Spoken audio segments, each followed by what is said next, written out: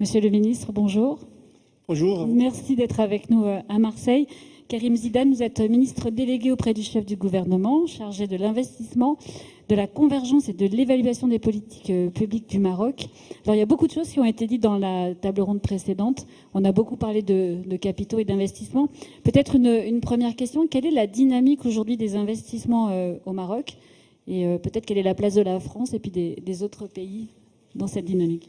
Merci, madame. Tout d'abord, permettez-moi Excellence, madame l'ambassadeur, monsieur le ministre, chers collègues, mesdames et messieurs, j'ai l'honneur d'être parmi vous ici dans cette belle ville que j'adore. Je me sens comme chez moi, sachant que je suis germanophone et j'ai passé 35 ans en Allemagne, mais l'esprit de Marseille, cette ville qui est un trait d'union entre nos deux continents, cette ville monde qui regroupe pas mal de bonnes choses. Et j'ai le plaisir d'être parmi vous. Je vous remercie pour me donner la parole, ainsi pour l'attention accordée à mon pays comme pays d'honneur à ce forum. L'investissement au Maroc, c'est un sujet très, très réussi.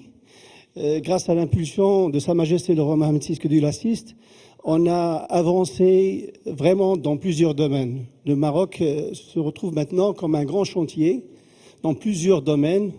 On ne parle pas de l'infrastructure seulement, mais aussi les réformes administratives, passant par la réforme de l'investissement au Maroc qui a commencé il y a 3 ans à peu près, lors de la création de ce ministère qui est récemment créé en 2021. Avec la nouvelle charte de l'investissement, on ne parle pas seulement des incitations à l'investissement, des primes qu'on accorde pour soutenir l'investissement, mais aussi simplifier les procédures, améliorer le climat des affaires. Et cela est fait grâce au ministère, bien sûr, qui donne la stratégie globale de l'investissement au Maroc, mais aussi à l'agence AMDIE, que je félicite pour le travail énorme accordé, et monsieur le directeur général est un bon vivant du bon travail qui est en train de se faire entre le Maroc et plusieurs pays du monde. Et les centres régionaux d'investissement qui se trouvent dans les 12 régions du Maroc et qui sont l'interface avec l'investisseur. Alors, ce dynamisme qu'on sent, qu'on vit au Maroc maintenant, il se traduit en chiffres très positifs. On parle de à peu près 191, précisément 191 projets accordés depuis 2021, avec un investissement global de 31 milliards d'euros. Et qui vont embaucher dans les environs de 150 000 employés directs durant cette phase-là. Et on peut dire que 85% de ces projets sont déjà en cours de réalisation. Alors, ce ne sont pas des visions, bien des souhaits, ce sont vraiment du concret. C'est du concret. Oui, c'est ça. Peut-être sur ce qui s'est dit aussi précédemment, il y a les besoins, on l'a dit, il y a des besoins de capitaux et vous venez de donner des chiffres qui prouvent que, évidemment, on finance les projets qui ont du sens et qui existent. Peut-être un peu ce qu'on s'est dit tout à l'heure, qu'est-ce qui aurait encore besoin d'être fait? Est-ce qu'il y a des sujets sur lesquels il faudrait accélérer? Ça ne se voit pas forcément. Mais est-ce qu'il y a une impulsion sur certains points qui devrait être un petit peu plus forte?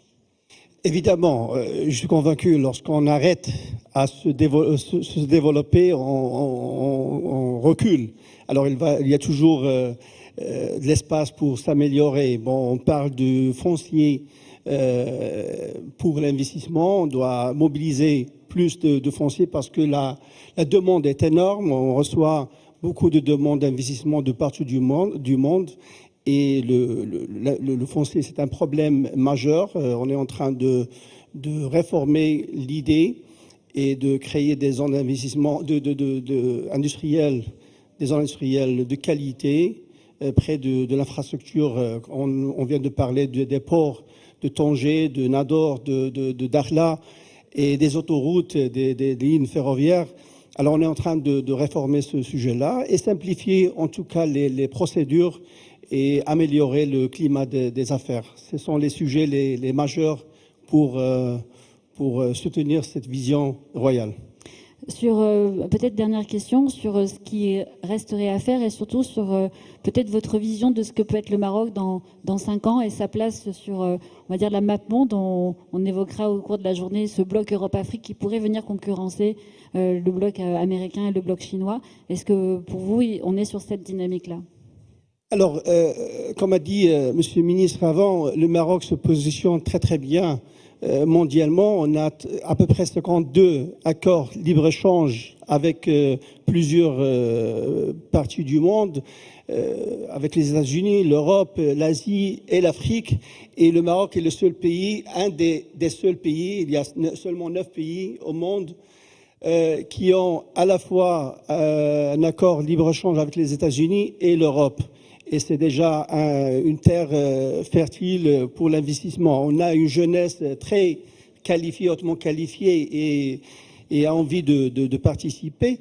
L'infrastructure qu'on a sur place, mais il faut mentionner les Marocains du monde.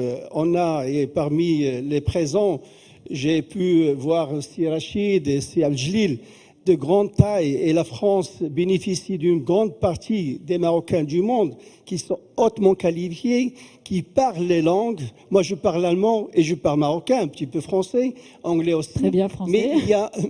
Mais il y a des Français marocains, et c'est le pont et c'est l'opportunité qu'a la France et aussi le Maroc, bien sûr, parce qu'on bénéficie les deux de ces compétences. Alors, je pense que il y a beaucoup de choses qu'on peut atteindre. La terre, elle est là. Les compétences, elles sont là. Les liens historiques, ils sont là.